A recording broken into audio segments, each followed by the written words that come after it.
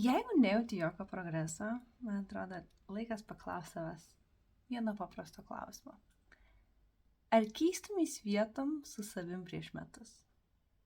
Ar grįžtum toks žmogus, koks į dabar esi, į savo gyvenimą prieš metus?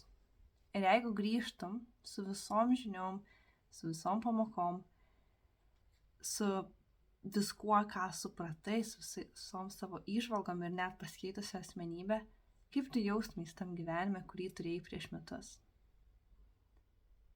Ir ar tikrai nėra taip, kad dabartinis gyvenimas kur kas labiau derinasi, atliepia ir atspindi tavo dabartinę asmenybę?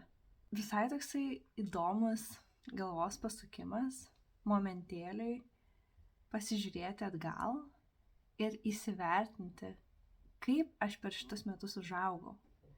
Ar man patinka, kur aš einu. Ir kartais progresas yra labai neapčiuopiamas.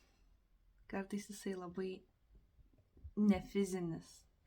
Jisai vyksta viduje ir jisai vyksta labai asmeniškai. Taip, kaip negali kitiem parodyti. Tai ar norėtum keistis vietom su savim prieš metus?